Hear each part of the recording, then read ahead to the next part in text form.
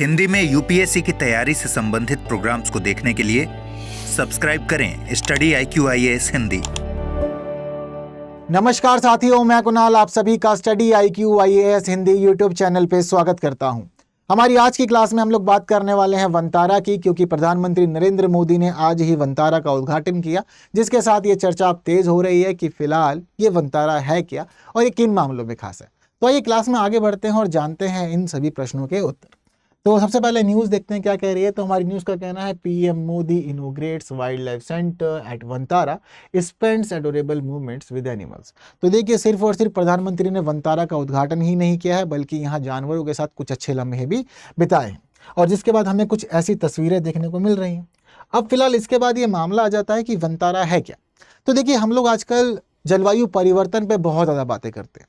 अब जलवायु परिवर्तन के प्रभाव सिर्फ और सिर्फ मनुष्यों पे ही नहीं है, बल्कि वन्य जीवों पे और बाकी जानवरों पर भी बहुत ज़्यादा है।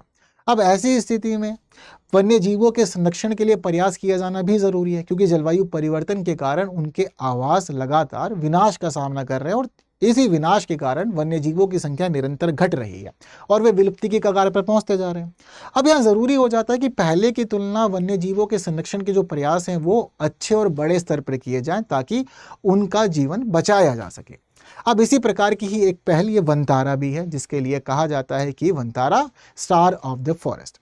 ये wildlife rescue and rehabilitation centre है, ठीक है। यानी कि वंतारा आज के समय में दुनिया का सबसे बड़ा पशु बचाव, पुनर्वास और संरक्षण केंद्र बन चुका है, जहां पर यह विचार रखा गया है कि आने वाले समय में 1.5 लाख से ज़्यादा जानवरों को बचाने का, उनको जीवन देने का, उनकी सुरक्षा का कार्य किया जाएगा। और यहाँ पर जिन जीवों को बचाने का कार्य किया जाएगा उसमें मुख्य उद्देश्य रखा गया है कि लुप्तप्राय, संकटग्रस्त और विलुप्ति की कगार पर पहुँचने वाले जो जीव हैं उन जीवों को सुरक्षा मिले, उनका जीवन बचे, और ये इस प्रकार से आगे पहल बढ़ती रहे। तो ये जो वंतारा है, ये वंतारा अब फिलहाल लुप्तप्राय और संकटग्रस्त वन्य जीवों के लिए एक प्रकार की शरण स्थली बन गई है। इसके लिए जो कार्यक्रम है, हम लोग देखते हैं कि जो बातें थी, जो विचार था, वो सबसे पहले फरवरी 2024 में सामने आया था। कब सामने आया था? फरवरी 2024 में सामने आया था। और ये जो पहल है, यह पहल अनंत अंबानी की पहल है।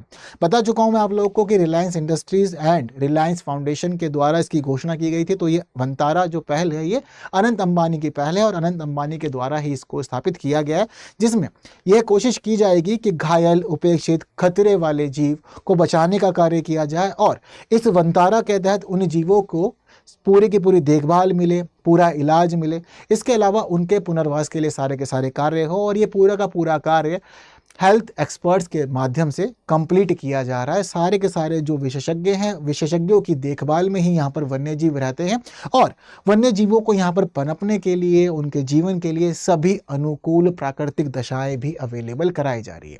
तो ये समझ लीजिए कि एक प्रकार का अगर हम लोग वन्य जीवों का स्वर्ग कहें इस वंतारा को, तो ये गलत नहीं होगा, क्योंकि यहाँ पर हर एक प्रकार की सुविधा जो वन्य जीवों के लिए होनी चाहिए वो यहाँ पर रखी गई है।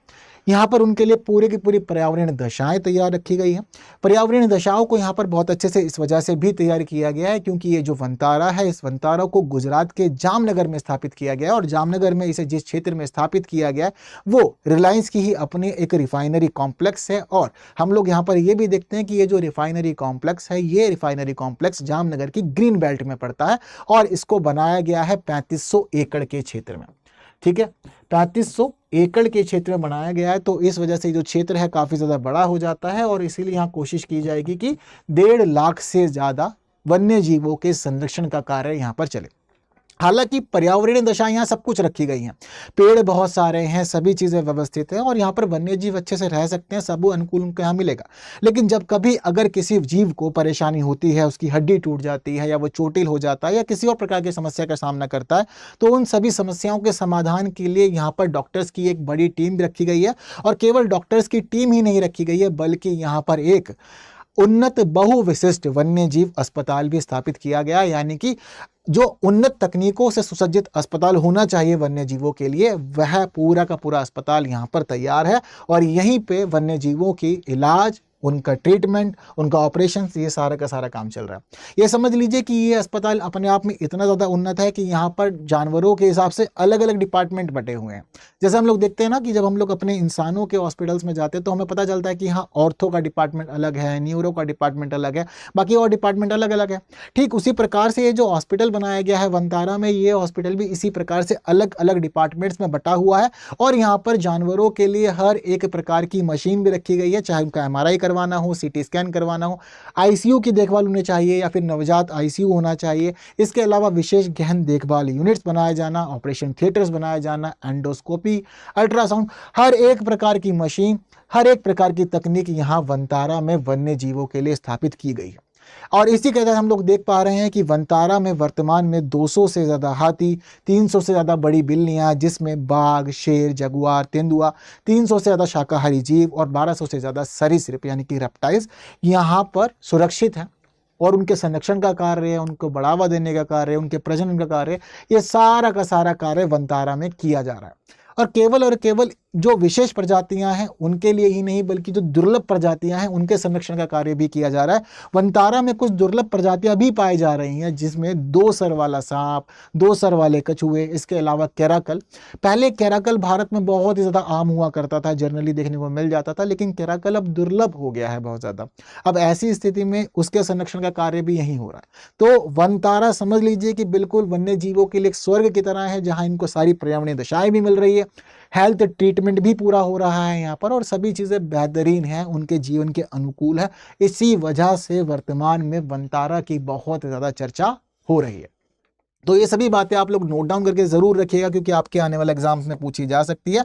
सीधे तौर पर ये भी पूछ सकता है कि वनतारा है क्या, क्योंकि पर्यावरणीय प्रयास बहुत ज़्यादा किए जा रहे हैं, सरकार के द्वारा भी किए जा रहे हैं, निजी तौर पे भी किए जा रहे हैं। और वहीं इसके साथ साथ हम लोग देख रहे हैं कि पूरी दुनिया में चाहे वर्ल्ड वाइल्ड लाइफ फंड हो या फिर IUCN हो, सभी की यही जिम्मेदारियाँ हैं कि भाई वन्य जीव कैसे भी बचाए जाएं, उनके जीवन को सुरक्षा दी जाए, उनके लिए अनुकूल माहौल बना के रखा जाए।